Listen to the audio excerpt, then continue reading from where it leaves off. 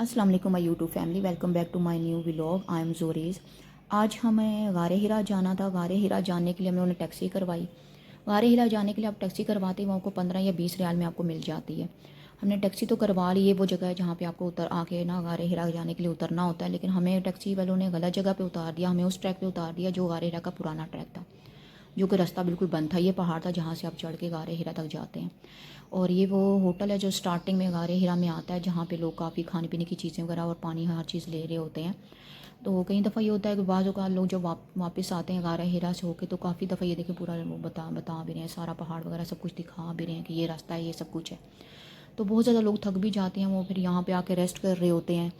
और काफ़ी यहाँ पे खाना पीना भी चल रहा होता है, लोग चीज़ें लेके खा भी रहे होते हैं, पानी वगैरह भी पी रहे होते हैं और रेस्ट वगैरह भी कर रहे होते हैं। तो लोग जाते कई लोग जाते हुए भी रेस्ट करते हैं और वापसी पे भी रेस्ट कर रहे होते हैं। ये पूरा रास्ता है जो आपने यहाँ से चल के आपने पूरे गारे हिरा तक जाना होता है। और एक बात मैं यहाँ तक आपको और बताती चलूँ, जो मुझसे मिस्टेक हुई थी आप ना कीजिएगा। मेरा ये व्लॉग व्लॉग बनाने का मकसद भी ये है कि मैं अपना एक्सपीरियंसेस वगैरह आपके साथ शेयर करूँ। इसमें ये हुआ था कि हमने 1 या 2 बोतल्स पानी की ली थी, जो रास्ते में तकरीबन जाते हुए स्टार्टिंग में ही ख़त्म हो गई थी। हमें ये मालूम नहीं था कि गारे हिरा तक जाते हुए पानी कहीं भी नहीं मिलेगा, ना वज़ू करने के लिए ना पीने के लिए पानी मिलेगा। ये जो आपने वज़ू करना हुआ तो स्टार्टिंग आप वज़ू करके ही जाइएगा। ये पूरा रास्ता है जो गारे हिरा का आप चल कर जाते हैं, तो आप वज़ू करके ही जाइएगा और अपने साथ 3 या 4 बोतल्स पानी की ज़रूर लेके जाइएगा। ये पूरा रास्ता है। वो होटल जो मैं आपको बता रही थी कि स्टार्टिंग में है, ये वो है, यहाँ से आपको नज़र आ रहा होगा। ये गारे हिरा की बिल्कुल ऊपर की जगह है, स्टार्टिंग में आती है पहाड़ के बिल्कुल ऊपर। इससे नीचे थोड़ा सा जाएंगे तो गारे हिरा स्टार्ट हो जाता है। बाज़ औक़ात रश ज़्यादा होने की वजह से लोग यहीं पे नवाफिल वगैरह पढ़ लेते हैं और यहीं पे नवाफिल पढ़ के वापस चले जाते हैं, या रश ज़्यादा होता है। कई दफ़ा लोग ये होता है यहाँ पे जाए नमाज़ वगैरह छोड़ के चले जाते हैं, ताकि जो लोग आएँ वो यहाँ पे बासानी नमाज़ और नवाफिल वगैरह पढ़ सकें। यहाँ से मक्का का पूरा व्यू माशाल्लाह माशाल्लाह बहुत प्यारा नज़र आता है। और गारे हिरा में ये जैसे कि आप देख रहे हैं, बहुत छोटी सी जगह है, छोटा सा गार है। यहाँ पे एक टाइम में सिर्फ गारे हिरा का जो रास्ता है, वहाँ पे एक टाइम में सिर्फ एक इंसान वहाँ से गुजर सकता है और काफ़ी ज़्यादा रश होता है। यहाँ पे मेल और फीमेल के अलग अलग जाए नमाज़ें रखी हुई हैं। एक साइड पे मेल नमाज़ पढ़ रहे होते हैं, नवाफिल पढ़ रहे थे, एक जगह पे फीमेल नमाज़ पढ़ रही होती हैं। तो मैंने यहाँ पे असर की नमाज़ भी पढ़ी और उसके बाद वो नवाफिल अदा किया। मम्मा ने मुझे बोला रश बहुत ज़्यादा है, तुम ऐसे करो यहीं पे नवाफिल पढ़ लो, अंदर तुम नहीं जा पाओगे। मैंने कहा जब मैं इतनी दूर से आई हूँ तो मैं यहाँ पे क्यों ना नवाफिल अदा करूँ जाके। और गारे हिरा वो जगह है जहाँ पे हज़रत मोहम्मद सल्लल्लाहु अलैहि वसल्लम पर वही नाज़िल हुई थी।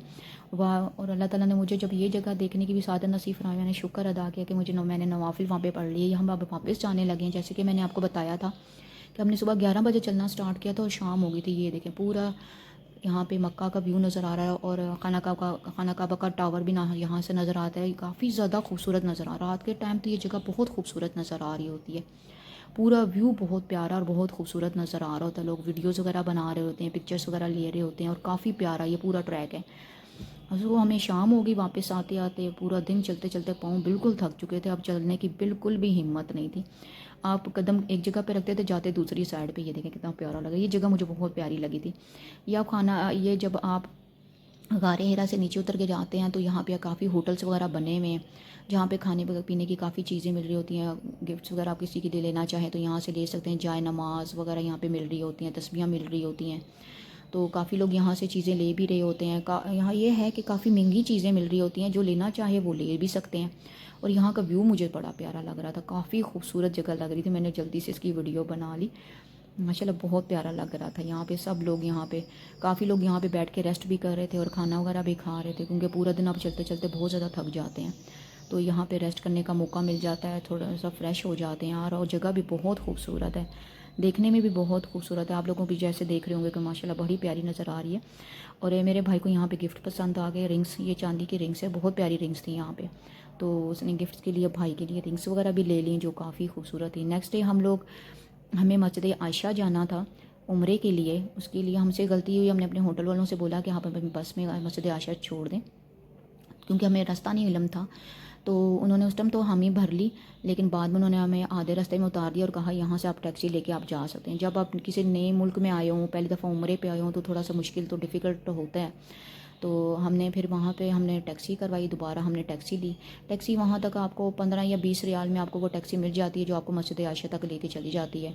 यहाँ पे हमने फिर टैक्सी करवाई और मस्जिद आयशा तक जाने के लिए, तो ये हम मस्जिद आयशा जा रहे हैं। तो थोड़ी सी मुश्किल तो पेश आती है, लेकिन कोई बात नहीं, सब कुछ चलता है। تو مسجد عائشہ مسجد عائشہ بہت خوبصورت تھی. وہاں پہ لوگ احرام باندھتے ہیں, نوافل ادا کرتے ہیں اور نیت کرتے ہیں, اس کے بعد عمرہ کرتے ہیں.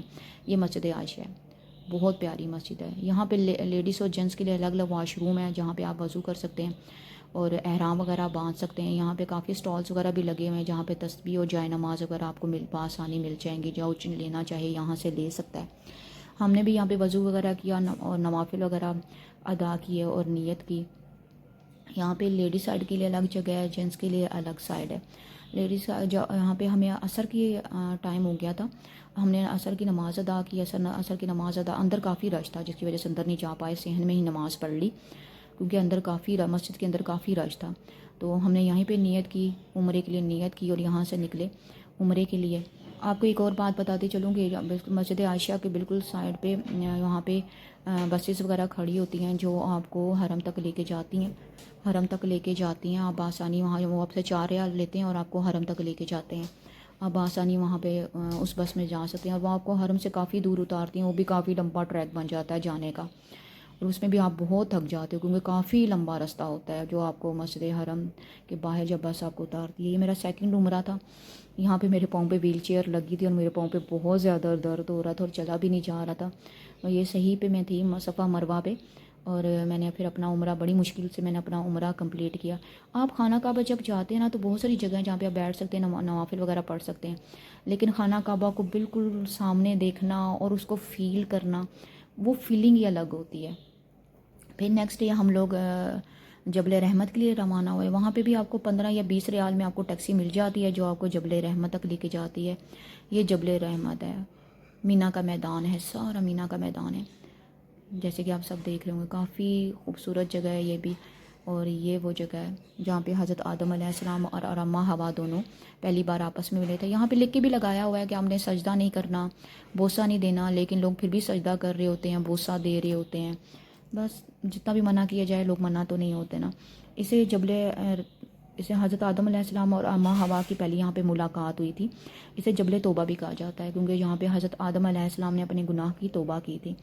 اور حضرت محمد صلی اللہ علیہ وآلہ وسلم نے یہاں پہ حج کا خطبہ بھی دیا تھا اور یہیں پہ کھڑے ہو کے خطبہ دیا تھا اور ہر شخص تک بآسانی ان کی آواز پہنچ پا رہی تھی. یہاں بالکل جبل رحمت کے بالکل سائڈ پہ ایک مسجد ہے جسے مسجد نمرہ کہا جاتا ہے جو صرف حج کے دنوں میں کھلتی ہے. وہاں پہ حج کے دنوں میں خطبہ ہوتا ہے اور وہ صرف حج کے دنوں میں ہی کھلتی ہے اور باقی دنوں میں وہ مسجد بند ہوتی ہے. یہاں پہ آپ جب آپ جبل رحمت پہ آتے ہیں یہاں پہ آپ 2 طریقوں سے آ سکتے ہیں. ایک تو پہاڑ کے ذریعے بھی آ سکتے ہیں اور یا تو آپ سیڑھیوں کے ذریعے بھی آ سکتے ہیں کیونکہ سیڑھیاں بھی کافی یہاں پہ بنی ہوئی ہیں. تو ہم تو سیڑھیوں کے ذریعے آئے تھے, آپ کو بھی میں پریفر کروں گی سیڑھیوں کے ذریعے ہی آئیں.